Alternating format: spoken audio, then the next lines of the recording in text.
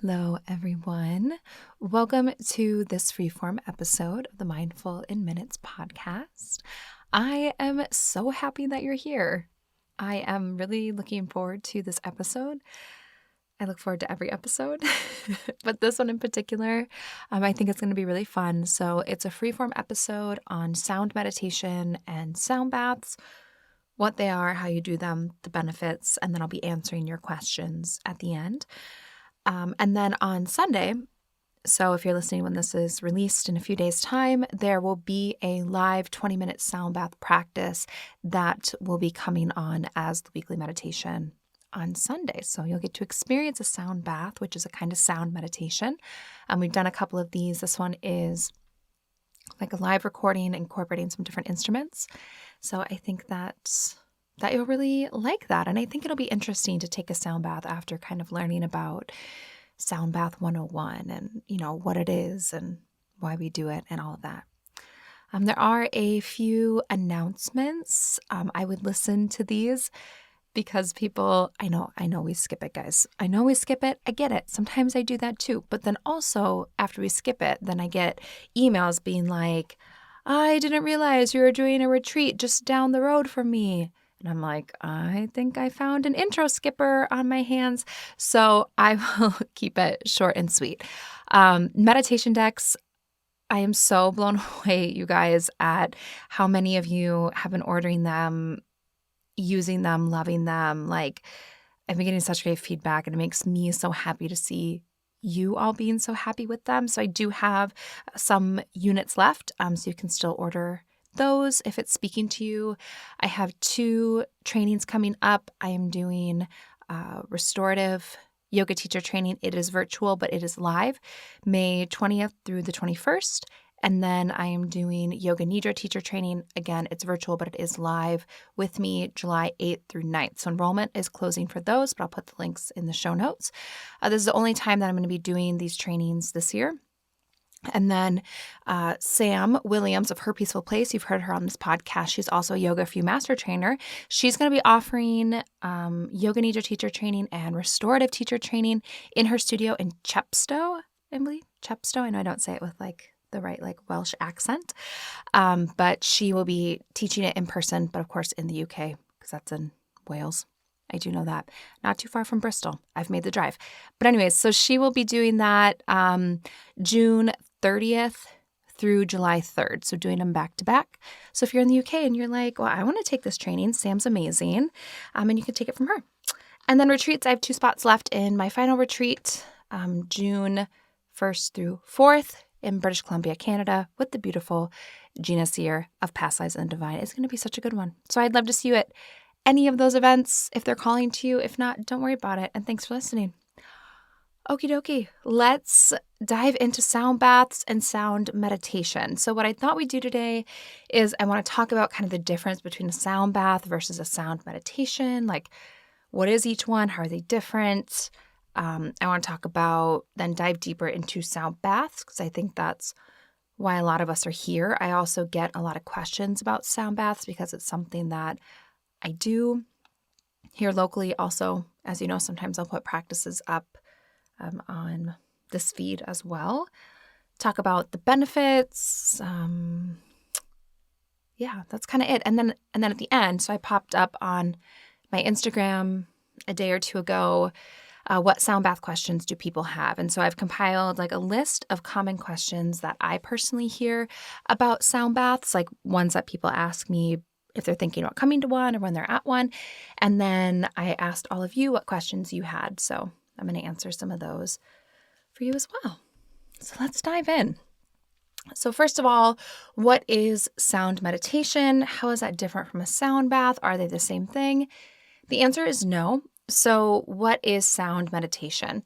So a sound meditation is just when your point of concentration, because remember, meditation is just single-pointed concentration. So taking all of your mental power, focusing on one thing, taking the mind, if it's a light bulb, and turning that light bulb into a laser pointer, focusing it on one thing. So sound meditation is when that thing you're concentrating on or your point of concentration is sound. This could be like a chime, singing bowl. It could be a sound bath. A sound bath is a type of sound meditation, but not all sound meditations are sound baths. But yeah, if your point of concentration is sound, whether that be like an actual strike of an instrument, a mantra, the sounds of nature, like letting your point of concentration be something that you absorb through your sense of hearing, that is a sound meditation. Now, one specific type of sound meditation is a sound bath. So a sound bath is this full body immersive sound experience. And there's really a focus on continual sound and the sound waves hitting your body and really like bathing you in sound waves, kind of like over and over and over. It's usually pretty continual sound versus a common type of sound meditation is where you may sit and just, get to that deep place. And then you try to focus on like a single strike of, for instance, like a singing bowl or a chime. And what I like to do with that type of sound meditation is if I take one of my singing bowls, I'll just like strike it and then the sound will hang for a really long time. And you just sit there or whatever position you're in and you try to stick with the sound for as long as it exists. And you'll notice that the sound hangs for so much longer than you realized. You can just like really stay with the sound and listen as it dissipates. Where on the flip side, a sound bath, instead of having like a single strike and then trying to focus on that note or that tone for as long as you possibly can, it's like this continual like sound and sound and sound and sound, and then just letting yourself, instead of like picking out each little individual tone and trying to meditate on that, it is like just letting yourself kind of be in this sound immersion with different types of instruments, different types of sounds. So that's like what a sound bath is. And one little like caveat here is that every teacher does a sound bath differently. Like each sound bath that you go to is probably a little bit different, but it may also be like really different. A lot of it is intuitive when you are, learning how to do sound baths. A lot of it is intuitive. And what I mean by that is you kind of get a feel for like your group in a way and like what that particular group needs. But I'll dive deeper into that in just a little bit. But each sound bath that you go to will be totally different. So if you go to one and you're like, this is just something I hear a lot, my sound baths tend to be like a little bit softer and they really focus on like the crystal singing bowls. And I know that other practitioners maybe do like more percussion or they use a lot of like the gong. And so it can be heavier isn't even the right word. But sometimes people describe it as loud, which isn't a bad thing. It's just a different way to do it where mine tend to be softer in terms of like the volume and the instruments that are used. And it's all different. Like everyone does a little bit differently. So if you go to a sound bath and you're like, people always seem to go to sound baths on vacation. At least that's what people are like, oh, I did a sound bath once when I was in Tulum or Ojai or something like that. And it's totally different, everyone that does one. So just keep that in mind if you go to a sound bath or you listen to one on this podcast and you're like, oh, that's okay, or not really my cup of tea. If you go to a different one with a different practitioner, a different teacher, it might be a completely different experience. So, or maybe you're listening to this and you do sound baths and you're like, oh, I don't use those instruments, but I use these instruments. Like everyone does it so differently, which I think is kind of cool. You get a different experience every time. Like even for me, like when I lead them locally at least once a month, maybe once or twice a month. And it's never the same sound bath twice. It's always different. It's just like you kind of get pulled and drawn to different instruments. So it's always different and unique. But I did want to mainly focus on sound baths for this episode. I just think there's a lot of questions. They're becoming more and more common. And so I want to explore it. But before we do that, I want to share a few different ways of how you can share sound and explore sound in your meditation practice that isn't a sound bath. Because again, meditation, single pointed concentration, if we let the point of concentration be sound, it's a sound meditation. So I have 5 different ways that we can do this. One is going to be what I described earlier. So a chime or a bell, a gong, some kind of like a single tone, like strike of an instrument. And then you try to stay with that strike for as long as possible, or that you just try to listen to the sound. Even when it gets like really faint and you can like barely hear it, try to stay with it for as long as possible. And then whoever is leading that sound meditation, then they'll probably leave a little bit of space, and then they'll hit that instrument or maybe a different one. And then you'll try to hang with that like one sound for as long as possible. So it's really a meditation that helps you to cultivate your ability to focus and to stick with something for a good amount of time. You can also do continual striking of the instruments, whether, it's kind of like, I don't know, not like bong, bong, bong, but that's not what a sound bath is like, I promise, guys. But you could maybe with a sound bowl. And something that this is just maybe the immaturity in me, but sometimes people giggle when I talk about this. So let's just talk about the elephant in the room. When you're playing, like I mostly play those big, like white, they're kind of like frosted looking crystal singing bowls. So you can strike it, like there's different kinds of mallets. You can take like a mallet and just kind of hit it, and it's like, bong, and it'll play the sound. But you can also take a different type of mallet and you can go around like the outside of it. That's what creates that kind of like continual sound. That's called rimming in the sound bath world. So, just going to put that out there, because sometimes people ask me questions and I say that and it comes out sounding a little bit silly, but that is what you call it when you kind of go around the perimeter of the bowl. So if you hear me talking about that, that's what I'm talking about. But yeah, so you can do a continual sound, whether it's by kind of, rimming that bowl and having it go round and round, or you can hit kind of that note again or hit that instrument again instead of leaving a gap in between. So if you were to maybe use a chime or maybe use like a gong, you'd hit it once, and then before the sound totally left, you'd hit it again. And it could just kind of be this continual single sound. You can try to stay with that sound, again, for as long as possible, not let the mind wander, which can be tricky, because if it's the same sound, if it's the same gong, like, bong, bong, bong, it's easy to let your mind wander. So that's another way, kind of having this continual striking sound or a longer continual sound. Mantra. So we know from, I think it's just called Mantra 101. A big fan of the 101s, but mantra, the word, just means sacred sound or vibration. What I will say, though, is for it to really be a sound meditation, we're often like in these meditation practices that we utilize mantra in, like especially on this podcast, you're usually saying it in your head, right? Like you're repeating it to yourself. To have it really be a sound meditation, you may want to say it out loud so you can hear your own voice. You can hear the sounds. You can feel the vibration. You actually get that like vibration like in your throat, in your chest.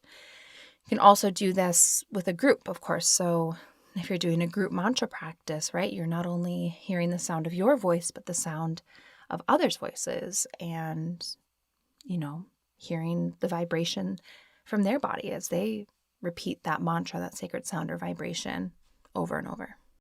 And then similar to mantra, but different, would be chanting. So this is using the voice for that continual sound or vibration. This is also really nice to do in a group because you can really feel the vibrations. I think chanting is really interesting. It also feels really kind of like soothing, particularly for my chest and my respiratory system. We did a lot of chanting and incorporated chants into meditation during my 300-hour yoga teacher training. And it's not something that I utilize a ton anymore. Everyone has like a different comfort level in terms of chanting and, whether they want to incorporate it or not. But when I was doing a lot of it during that training, I remember finding it to be really interesting. And that's like when you're chanting, not every mantra is a chant, but often you can chant mantras. If you're kind of thinking about like, what's the difference between the two? That's kind of how I think about it, is that, not every mantra is necessarily a chant, but a lot of chants will be mantras or like a string of mantras. The fifth way that you can incorporate sound into your meditation that is not a sound bath is going to be focusing on nature sounds. So this will be like going outside, and I guess it could be any sound, doesn't have to be nature, but going outside and just solely experiencing the world through your sense of hearing. For many, this is easy to do outside because there's a lot of sounds. You can listen to nature and you just do your best to like be present in that moment and just focus on the sounds that are happening around you. And sound meditation is a very old practice. It is, not uncommon to, go way back in history and to hear of different people, different cultures using sound to kind of reach a higher state of consciousness. This isn't like sound meditation isn't a new thing. Maybe the way that we're currently like packaging it up and sharing it might be like a newer variation on it. But some of the earliest forms of meditation are sound meditation, whether it be through drumming or chanting or whatever it is. It's just really fascinating stuff. You guys know I love history, and I did start to look a little bit my ADHD of wanting to become a master of something or understand everything about something in like a few hours did kind of get the best of me. It took me a long time to kind of write out my outline and notes for this particular episode because I kept getting like derailed and being like, oh my gosh, that's so interesting. And then going down like these different, wormholes. I don't feel bad about it. I'm not apologizing for it. It did like take up a lot of my time, but it was really interesting.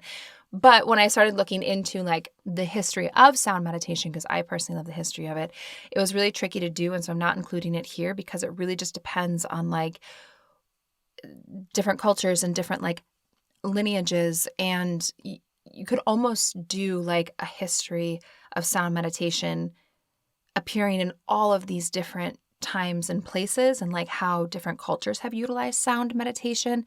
And I just felt like I really couldn't like package that up in kind of a broad like few bullet points of like, here's the history of sound meditation, like I can with some other styles. But it really is interesting. Like so many different cultures have some kind of a version of a sound meditation or have utilized sound to create a higher or different state of consciousness. So yeah, it was really interesting stuff. So if you find that interesting, it's very cool. I can tell you can easily all of a sudden lose a couple of hours when you're supposed to be writing notes for a podcast episode, looking into these different things. Okay, so pivoting now into sound baths. Before we continue on, I want to take a quick moment to tell you about North American Herb and Spice. North American Herb and Spice is dedicated to creating the most health-giving, powerful, and therapeutic supplements and whole food complexes that are possible, that are proven by science, and the results that you get every day. Now, I got to try the Herbal Z's, which is a melatonin-free sleep supplement. And I didn't know this, but melatonin was never intended to be a sleep aid. It was just designed to manipulate the circadian body clock and relieve the effects of jet lag, which works in the short term, but it's never really intended for long-term use. And sometimes people can experience this thing called the M effect or melatonin effect, which consists of unpleasant dreams, heavy morning grogginess. With Herbal Z's, it is completely 100% all natural. Its ingredients come directly from nature and include chamomile, magnolia bark extract, ashwagandha, and some other lovely things that make up the proprietary blend. This innovative sleep formulation is designed to give you a restful REM sleep without the M effect. And right now, you can save 25% over at North American Herb and Spice by using coupon code mindfulminutes25 at checkout. All right, well, we're back. So sound baths. We know what they are, and we know that they can be a little bit different depending on who's leading the sound bath, and it can be a completely different experience for each person. Even people, you get 20 people in a room experiencing a sound bath, it might feel or be different for every single person that's in that room. So I want to talk about what to expect for an in-person sound bath. If you're doing that, I'll explain like if you're listening to a recording or virtually in a moment. But if you've never, this is probably the top question that I either get from people when they hear that I do sound baths, and it got asked a lot on Instagram is like, what is a sound bath? Like what happens in a sound bath? What is it like? So if you've never done one before, this is kind of what you can expect. So usually you come in, you'll lay down, you'll get comfortable. You'll most likely be in shavasana, or that kind of like laying position at the end of a yoga class, the whole time. And you may start with a little bit of a guided meditation. That's what I like to do. But some will just go right into the sounds. And there'll be a lot of different instruments. I would say some of the more common instruments that you'll see will be like singing bowls, either the crystal ones, like those white frosted or sometimes colored ones like I have. They also have metal singing bowls or Tibetan singing bowls, chimes, gongs, percussion instruments like a rain drum. Sometimes you'll have like rain sticks, different kind of percussion, a hand drum. It's I believe it's pronounced. Someone told me that I had one. It was pronounced like a hand drum, but it's spelled like hang, H-A-N-G. This one is like my personal favorite. I do not know how to play it, but I love listening to it. So you might have that. Tuning forks. Those are probably some of the more common instruments that you'll see, but like you name it, it works. Usually a sound bath is anywhere from 30 to 90 minutes. It totally depends. The way that I teach it here locally is I often do a combination of meditation or yoga nidra into a sound bath. So my classes will be 60 to 80-ish minutes, and then we'll do maybe anywhere from 25 minutes of guided meditation, and then I'll go into the sound bath, or I might do a full yoga nidra practice, 30 to 45 minutes, and then do another 30 to 45 minutes of a sound bath. That's how I personally do it, but they can really have a big range in terms of how long a sound bath is. And then the practitioner is going to use these different instruments in different ways to create unique sounds, vibrations, and experiences for both your body and your ears. So, and then you really just like lay there and allow yourself to just truly be bathed in the sounds, be bathed in the vibrations, and you do your best to not. And this is hard, especially when we're so used to like listening to music. You try to really just let each sound be unique and be its own. The brain will try to look for patterns or be like, oh, is she playing a song or, on the singing bowls? And like, no, they're not playing like Twinkle, Twinkle, Little Star on the singing bowls or anything like that. It's like you try to just let yourself experience each sound as it comes and as it goes, without doing your best to try to not find like patterns. And some of the instruments you may find to be more pleasant to listen to, and others not so much, but each one kind of has its own purpose and will create a unique sound or vibration. Now, in terms of how the different instruments work or what their purpose is, this is how I personally like to think about it. So I like to think about the singing bowls as being like these different lasers for your chakras to kind of balance and align them. So the different bowls, and they're kind of like different sizes and diameter, right? There's some bigger ones, there's some smaller ones. Different bowls are supposed to go to the different energy centers in your body.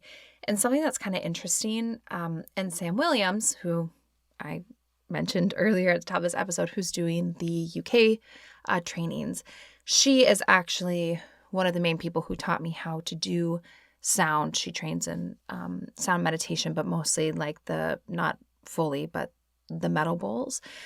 And she was the first one that told me to kind of pay attention to this. And it's very true. And every time I sit down and I start doing a sound bath, the bowls will sound like a little bit different. So there'll always be like one or two that sound a little bit like wonky, or they like just don't quite like sound right. And the theory behind that is that collectively, like as a group, so maybe like the heart chakra bowl just sounds like a little bit off. And it's not off, like it, should be the same note, but that if collectively, like the group needs a little extra heart work, it might sound a little bit wonky at first until you really kind of use it a lot and clear out some of that energetic gunk, I guess, from the heart space, for instance. And it really is true. Like some of them just sound a little bit off for a while.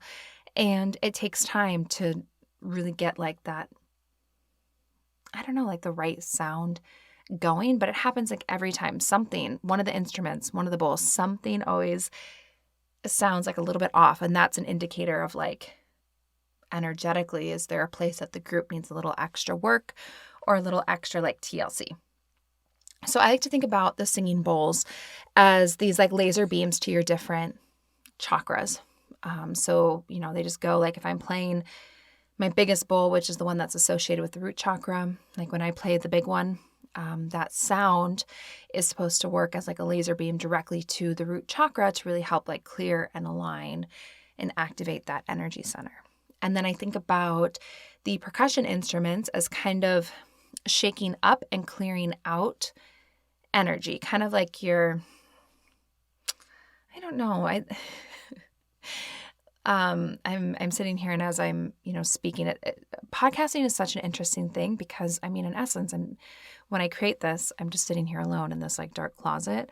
And sometimes you say things and you're like, that sounds a little silly, Kelly, but it's true. So I think about the percussion instruments as kind of being like, if you have some gunk, or like you have maybe use like a big pan or something for cooking, and you have to kind of like scrub it so you can like rinse it out. I like to think of the percussion instruments as kind of like getting the gunk and like shaking it up so you can like clear it out. So sometimes I've had people describe like a very similar sensation, not necessarily of like, oh, I felt like I was scrubbing like my energetic cooking pots, but kind of this feeling like it's kind of shaking up the energy, maybe getting some of that stagnant energy, kind of shaking it up, clearing it out. So I like to think of the percussion instruments as being that. And sometimes people, they'll be like, oh, I love the sound bath, but I didn't really care for. It's almost always like the ocean drum or some kind of a percussion, because it's just such a different sound, and it can kind of create some of that like dissonance or a little bit of like friction within, but it's really kind of just like getting some of the gunk, like shaking it up and out.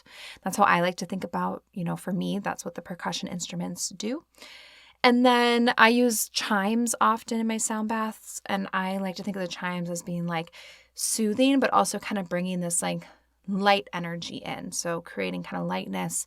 I also really like the effect that they have like on auras and kind of just your overall, like, I think that like if you listen to like a wind chime or something, like often it's kind of that like light, kind of like tinkle sound. That doesn't sound right coming out. Whatever. You guys know what I mean.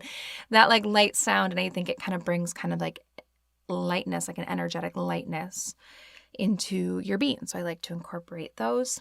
That's, at least for me, that's how those different instruments sound and feel, and like energetically what they feel like they're doing.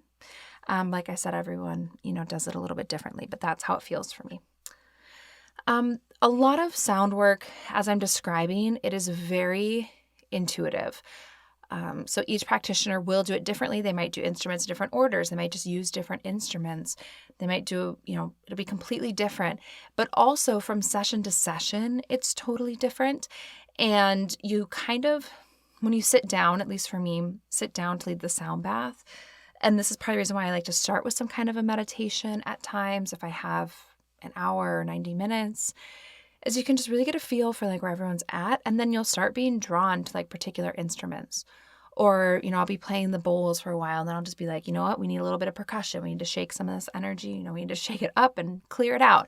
And then I'll just drop the mallets for the bowls and go into the percussion. But it's different for everyone. But a lot of it is very, very intuitive, which I think is why it's hard for me at times to describe either what a sound bath is or like what it's like, because it will truly be a unique experience every time you do it. Of course, there'll be similarities, especially if you have the same teacher doing it, but it'll be a different experience based on kind of intuitively what it feels like the group or the individual needs. So for me, a sound bath feels very much like a combination of meditation the restfulness that you get through either meditation or yoga nidra, and then the energy work for your chakras. So I like to think of a sound bath as being this like total tune-up, because you get like total relaxation and rest of the body. You get the benefits of meditation, and then you get some benefits of some energy work as you're using the different bowls and like the different instruments that work to energetically balance, align, and clear. So I'm, a big fan of sound baths, but that's kind of what I think about it as, is kind of being this like, triple whammy, if you will, of meditation, body rest. Because for a lot of people, they say that after a sound bath, they feel like very relaxed. They feel ready for bed. And a lot of that has to do with just, one, it's a longer practice, but also like you really withdraw your other senses. You experience a sound bath primarily through your sense of hearing, but then physically you can feel the sound vibrations, but you can really turn off the other senses. And with that, with withdrawal of the senses, it can really get you into that deep meditative state. And so sometimes it takes a while to kind of, get things going again, to wake back up. So people might feel kind of like blissed out or tired, but then sometimes people tell me that like they felt like they just got like a chiropractic adjustment, which is kind of cool. I'm certainly not saying that like a sound bath and like a legit like chiropractic adjustment is the same thing, but having that same kind of like walking out the door, like feeling taller or like physically feeling more aligned. Sometimes people describe it like that. But it's kind of cool. It's a totally different experience for everyone. So the benefits of a sound bath. This one was hard, mostly because you guys know I love a good study, and I specifically like a good peer-reviewed study with a large sample size, and I couldn't find any. Truly, I tried really hard. It was really, really, really difficult to find studies that,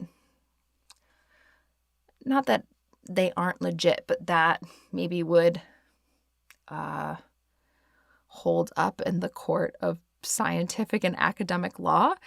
And it was just tricky to find like a study to be like, oh, I found this study said this and this and this and this and this.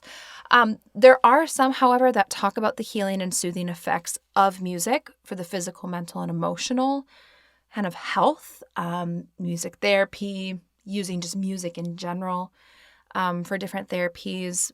There's a lot out there on that, but there aren't a lot specifically on sound baths or sound meditation specifically. However, there are a few things that we can deduce, especially because we know that a sound bath is a combination of like meditation, deep body rest, and then sound as well.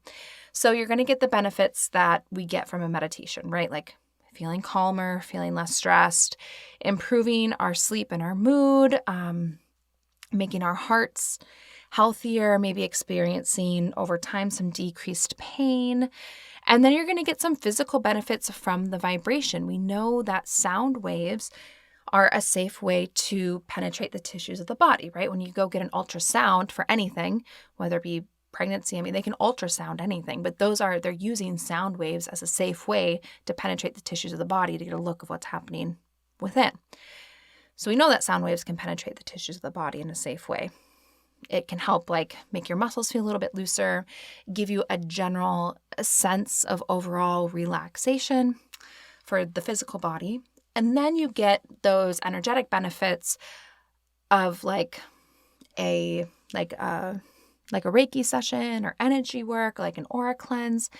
That one, of course, because we can't go in and X-ray our auras or get an MRI of our chakras, right? It's hard to be like, oh, your aura was at 30% clarity when you walked in, and now it's at 55% clarity. So you had a 25% increase.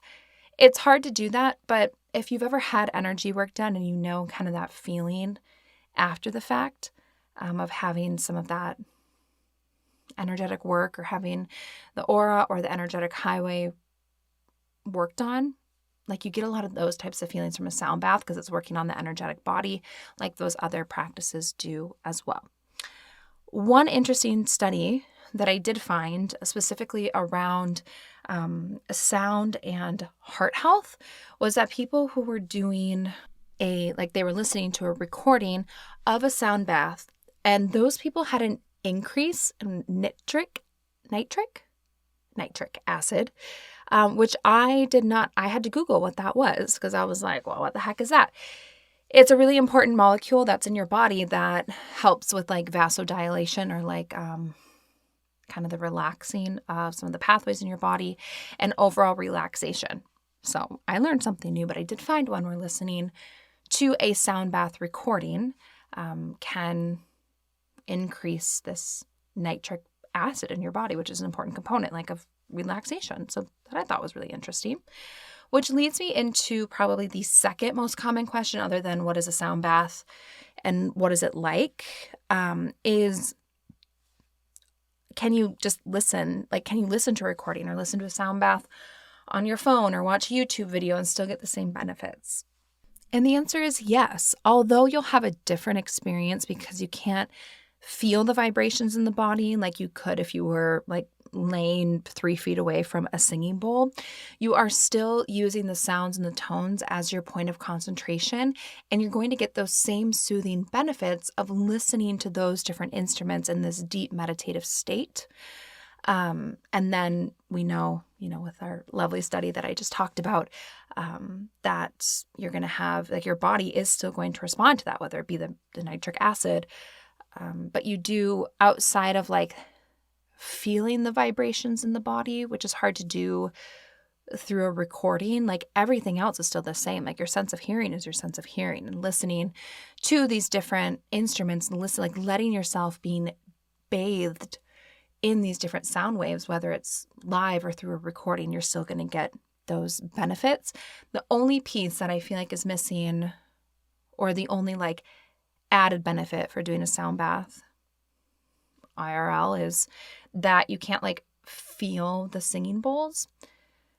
But some people kind of prefer to do them virtually because they don't like the feeling of like feeling the actual vibrations of the instruments. They want to just listen to the recording, but you're still getting the same benefits, and it absolutely works. It's not like one is good and the other is bad, or like one's, the A+ option, the other one's just like a B option.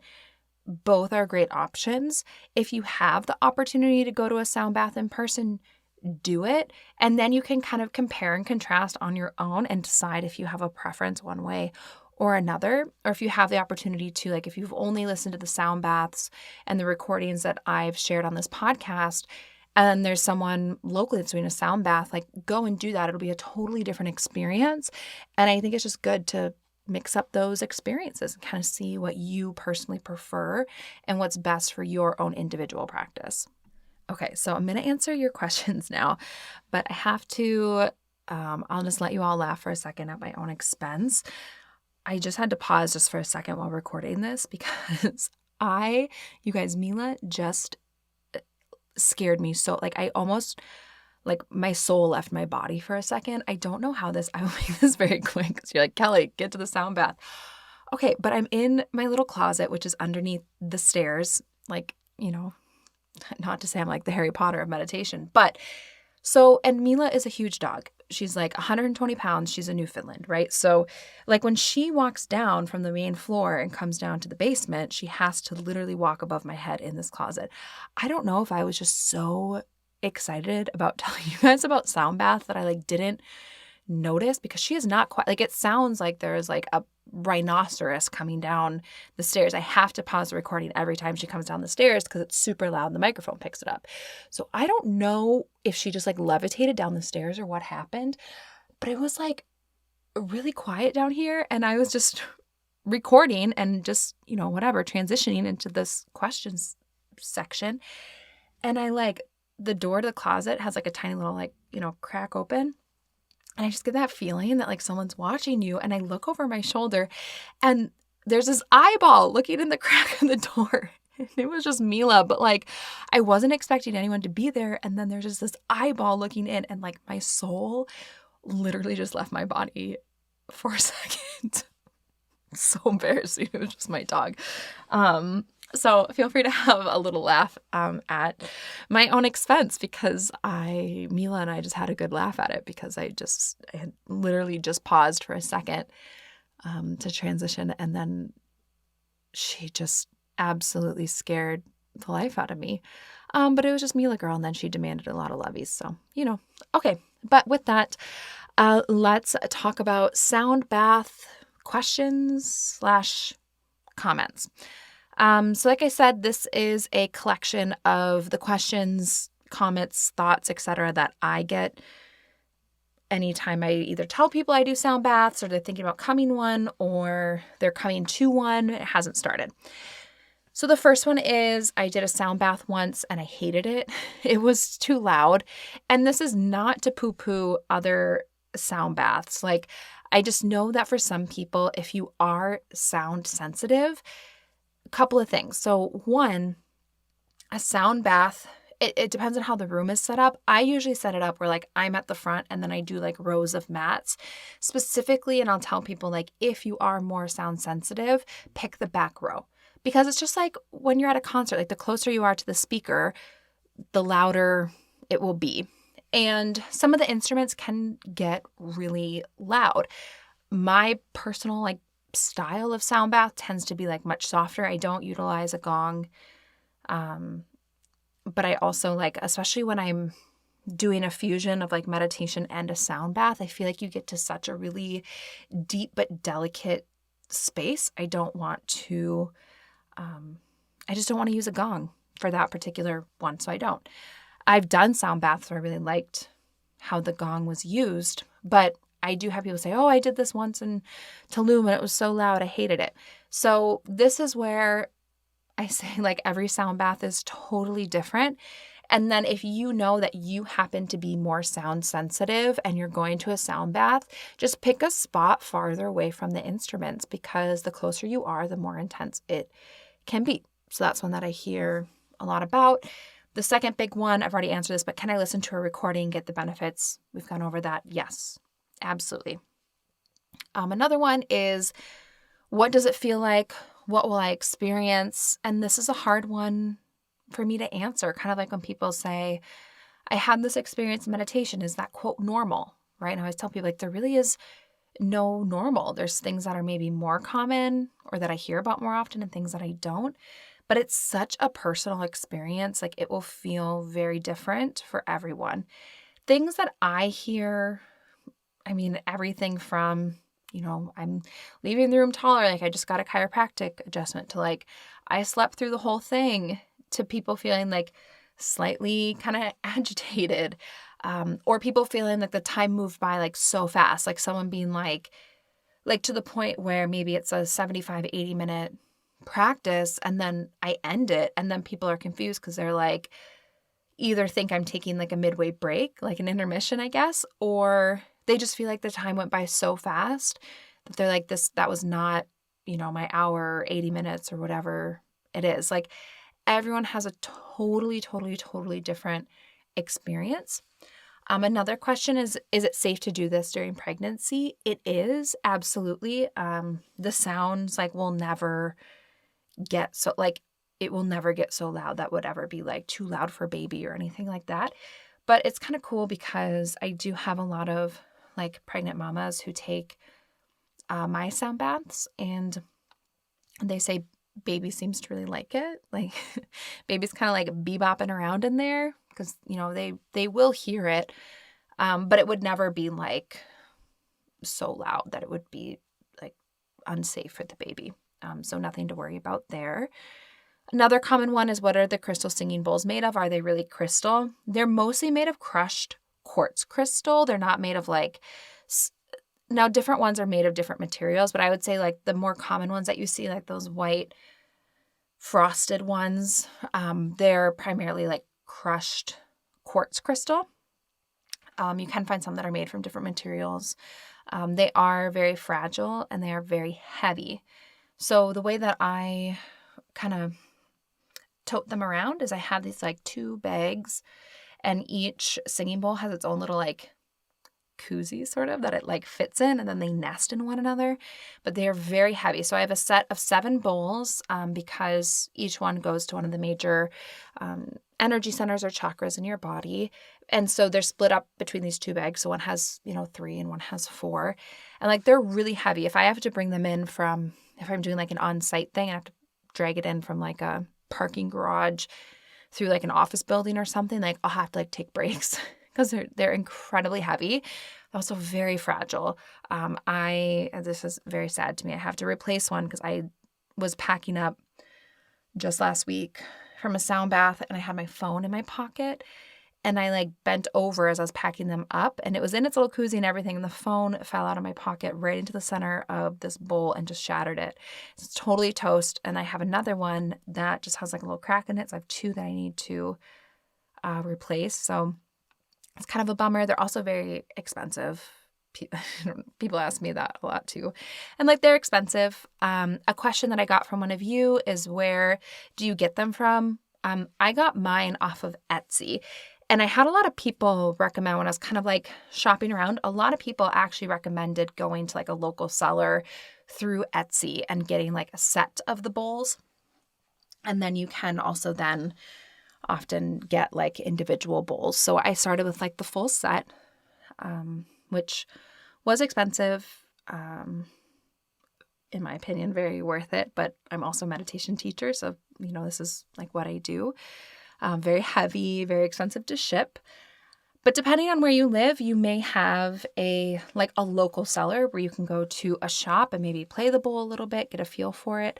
But I ordered mine from a person who kind of specializes in these specific like crystal singing bowls off of Etsy. And you can order them individually. You also can order them as a set from many different like sellers. A few more of your questions now. Do different bowls do different things? Yes. They're different like notes. And like I said, a standard like set of singing bowls is usually one of 7. So one for each of the major chakras. Kind of piggybacking on that, someone had written in a question. They heard that different sounds speak to each chakra. Is that true? And that is true. So each chakra has, not only its own note, but it also has, like, if you're chanting or doing a mantra, it has its own, like, mantra or sound, like Ram, Vam, Yam. They have these different sounds that you can then, like, through chanting or mantra repetition, then speak to the different chakras. But yes, they, certain sounds or vibrations do speak to the different energy centers. That's absolutely true. And I think last question, can you do it for yourself? So I think the question here is like, can you do a full sound bath for yourself? And I would say like kinda, but not really. So when I lead a sound bath, I'm getting those physical benefits like of, having the sounds all around me and for my body and all of that. But you can't really get into that deep meditative state because you're focusing on leading the sound bath, playing the instruments, doing the actual thing, that you're not really meditating. So you'll get some of the benefits, but I would say like a true sound bath is something where someone else is leading and creating that experience. And then you are then just being bathed and immersed in that sound experience that someone else is creating. So that is what I have for you. A lot of you in my questions said, basically, what is this? I know nothing about this. I'm a newbie. So hopefully if that is you, you feel like you know some more about sound baths. Go check one out. Like I said, I have a recording, a 20-minute live sound bath that will be Sunday's meditation for you guys. Maybe I'll see you at one of my trainings, either in May, live but virtual restorative yoga teacher training, or in July for yoga nidra teacher training. Of course, meditation teacher training is always open for enrollment. And maybe I'll see you in British Columbia at a retreat. Wouldn't that be fun? I hope that you guys are doing well. I'm so grateful that you're here, and I hope that you have a beautiful day.